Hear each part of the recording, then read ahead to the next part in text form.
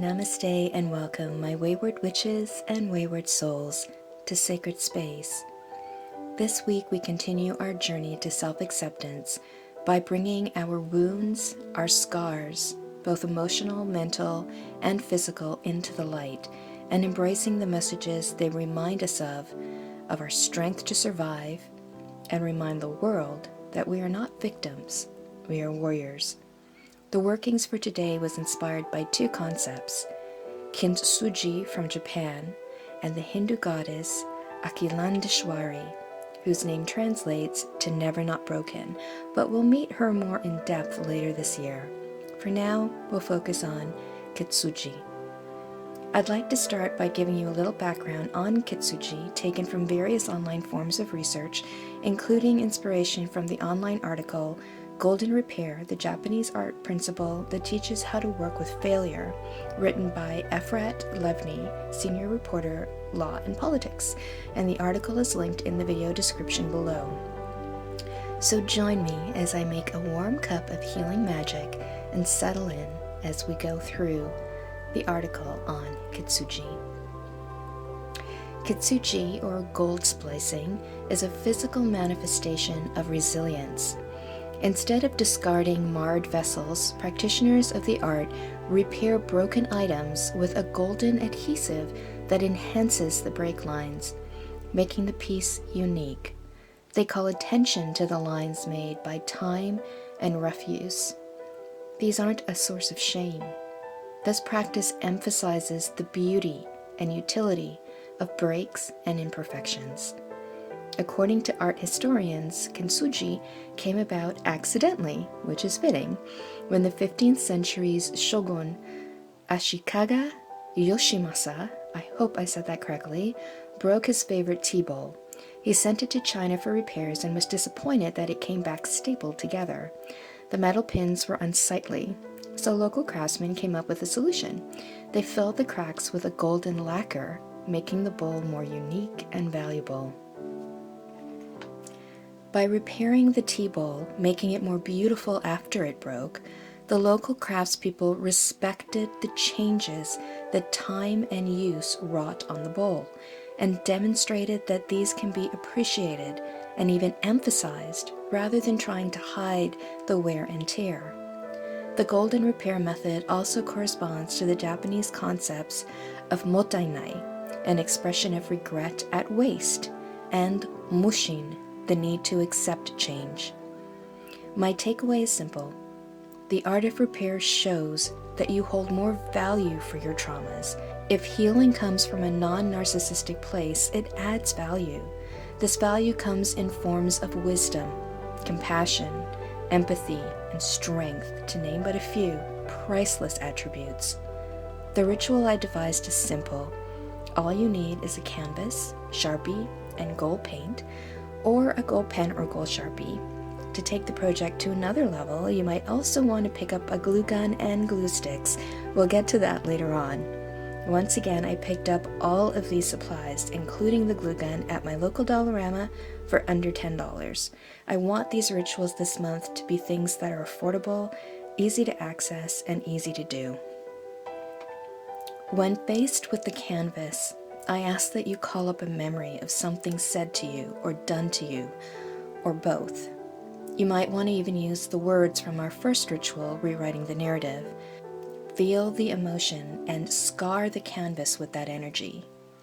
For me, for this particular canvas, it was as a child being told in various ways, directly and indirectly, that I could not be loved, was not worthy of it. I remember the first time as a small girl being told that, and the feeling that my heart and my soul just dropped within me. And each time I heard it after that growing up, that aspect of myself swirled within, deeper and deeper. There is a part of me still in that shadowscape, staying safe from harm and hurt, protected, and that's okay. But there is also a strength that came over time as an adult, where I learned my worth, and while I always knew my capacity to love, heal, and protect others, I began to see, and am still slowly accepting, that I am worthy of receiving love, healing, and protection from others and myself. There are 3 techniques used for Kitsugi repair. If aspects of the pottery are too broken, the dust is added to the adhesive, still not discarded, but these small fragments are actually part of what makes it stronger in the end. There is still another technique where another piece of pottery is introduced to make something new and beautiful.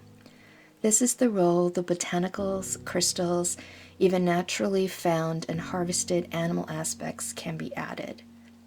A reminder of the strength our spirit allies lend to us till we're able to stand alone. In my journey as a Shakti shaman and island witch, I had some amazing allies come forward over the years, reach within that hollow space within me, that wound, to help me reset these thought patterns, these frequencies of vibrations, to be more in line with the truth until I could hold the vibrations myself. They helped fill in the wounds and the scars, like the Japanese potter who repairs with gold. If you're doing a simple design, a representation of the emotions, of the hurts, of the scars, take time with it. Once again, embrace the energies that come forward. Scream, cry, vent, express yourself, both on the canvas and in any healthy ways that come forward. Then take the gold pen and begin to outline. Feel the energy of the gold, the healing, the mending. Embrace that healing energy now. Know that you are whole, that you are stronger, that you are fortified by it. If you're going to get a little more witchy like I did, this is where the glue gun comes into use. We are witches, so we also build connections with spirits of the land who have added their own vibrations, magics, and healing to our own over the years. The botanica, the animals, and the minerals of the earth. So if you so choose, bring any of these that you have on hand that speaks to the healing and strength of the trauma survived. Work with them in the wound, and once done, outline all of that healing magic with the goal to emphasize the journey your healing took. You can also add the veils that you created in the Rewriting the Narrative video to the canvas, make them part of the artwork.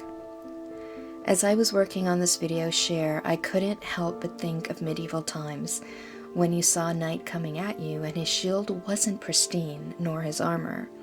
They were dented and stained with his blood or others. I don't know about you, but I'd be more concerned about him than the one in the perfect armor. His dents and stain tell me that he's been under attack and survived. That's what this canvas now represents, your armor. This is your shield, worn and battered, but a symbol of the beautiful strength of spirit that you wield. We are all survivors. No one's traumas can be compared to another, and no one has the right to say that they've been through worse than another. It devalues your fellow human's existence to do so. It's a narcissistic approach to recovery, not a truly healing one. It also places you in a victim mentality. My mom would do this to me when I try to talk about our experiences growing up, the traumas that we went through. She would say things like, well, it could have been worse, or other people have it worse. It would shame me, guilt me, and stop me from trying to address my own traumas. This is not okay. I want to encourage you in this little ritual to address your traumas, to look at the scars with pride and strength, for they are signs that you survived, and hopefully, out of the trauma, you gained wisdom, perspective on how perhaps not to treat others, dignity within yourself, belief within yourself, and inner strength. You embraced the darkness that you walked through and found that inner light. The light was you, and it shone like gold. I hope this ritual exercise to reclaim yourself was helpful. For now, it's time to find a place of honor to hang my shield, but I look forward to our next journey together when we meet again in the Ritual Apothecary. Many blessings, and love always, your Wayward Witch.